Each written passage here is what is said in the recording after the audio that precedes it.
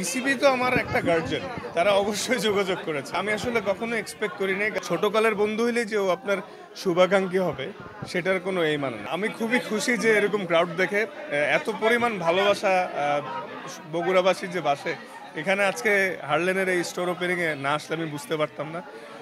আমি মেনলি এখানে এসেছি হার্লেনের ওপেনিংয়ে এবং আমি একজন হার্লেনের সদস্য।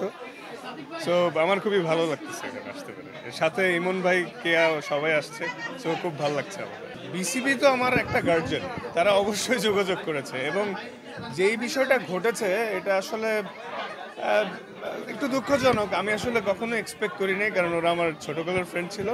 বাট এই বিষয় থেকে আমার ফ্যান্স এবং আগামী জেনারেশন একটা জিনিস শিক্ষা পাবে যে আসলে বন্ধুত্ব চয়েসে কতটা কেয়ারফুল হইতে হবে। তো এই ছোটকালের বন্ধু হইলে যে ও আপনার শুভাকাঙ্ক্ষী হবে, সেটার কোনো এই মানে না। তারা হয়তো উইদিন 24 আওয়ার সব কিছু উইথড্র করেছে, তারা আমার ভালো চায় বলে। তারা যদি ভালোই চাইতো তো কোনো প্রবলেম হইলে পারিবারিকভাবেই কথা বলতো, তাই না? বাট যেহেতু আমি এখানে কোনো দোষী না, এজন্য ওরা বেশিক্ষণ যেতেও পারেনি এবং আমি চাইলেও আমার সাইড থেকে কোনো একটা অ্যাকশন নিতে পারতাম, বাট আমার বাবা সেটা করতে দেননি।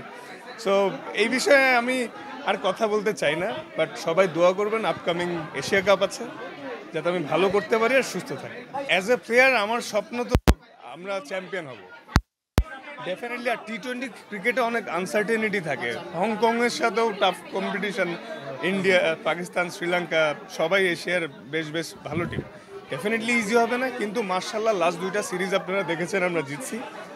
আমরা ভালো শেপে আছি, আশা করছি ভালো কিছু।